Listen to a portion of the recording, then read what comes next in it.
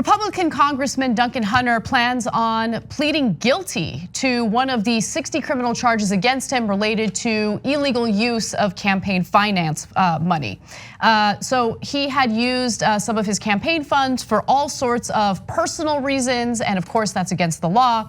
So he has released a statement saying, "The plea I accepted is misuse of my own campaign funds, of which I pled guilty to only one count. I think it's important that people know that I did make mistakes. I did not properly monitor or account for my campaign money. I justify my plea with the understanding that I am responsible for my own campaign and my own campaign money." Now, this is a huge reversal because as we know, we've talked about this story on the show extensively. He had denied any wrongdoing, but there was a great deal of evidence showing that he had spent the money on dental work, on trips with his family, on tactical military gear, tactical pants from a military store.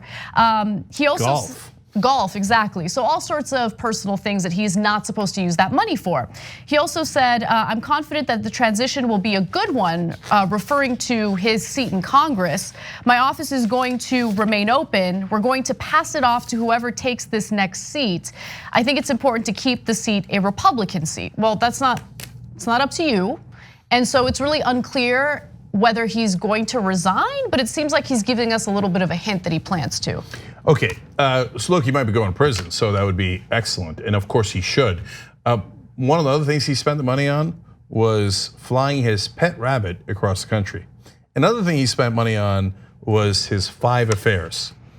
Now, he then blamed his wife originally for misusing the money.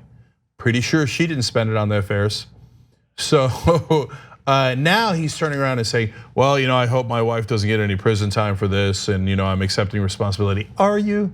He talks about, "Oh, well, it's just one crime I'm admitting to." Yeah, that's why it's a plea deal. Otherwise, they'd convict you on all of the crimes. Right. And what happened? I thought you said it was a deep state plot. See, that's what they see. Understand when Donald Trump and all of his lackeys talk about the deep state and hoax and witch hunt, etc. At the end of the day, a lot of these guys come back around and go, yeah, of course I did it. I mean, don't be ridiculous. I don't want to go to prison for like 20 years, so I'm going to take a plea and maybe go to prison for a couple of years for ripping off all my campaign donors in a manner that is brazenly illegal. Yeah, of course I was lying when I said it was a deep state plot. Who'd be stupid enough to believe that? Oh, right, the Republican voters who put him back into office in the middle of the investigation when they already knew all these facts. It's amazing. Because what, you guys believed it really was a deep state plot? Because right now, Duncan turns around and goes, "No, you morons, of course it wasn't a deep state plot. That was an obvious lie, I did it." So he stole money from his own donors, right? I mean, look, it's a Republican congressman. I'm guessing that he doesn't have like small dollar donors who are, scraping by. But still, I mean, these are people who supported him. He took their money and he spent it on nonsense, including affairs. And his wife, he did throw his wife under a bus. But then his wife pleaded guilty and confessed to everything, which of course threw him under the bus. So he really had no choice but to take a plea deal, which it appears he's doing here. And he did release a statement about his wife. He specifically said, "Whatever my time in custody will be," by the way, she's facing 5 years, but she'll probably serve much less, "I will take that hit. My only hope is that the judge does not sentence my wife to jail. I think my kids need a mom in the home." Probably needed a dad in the home too. Where are the fathers? Apparently having affairs in Washington, D.C. Yeah, with ill-gotten gains. Maybe you should have thought about your wife going to jail before you threw her under the bus. And maybe, like Donald Trump, you should have put a couple of thoughts behind, hey, if I throw everyone that is closest to me under a bus, I might not have anyone left to support me. But like Donald Trump, you're an idiot, and so you didn't think that through at all.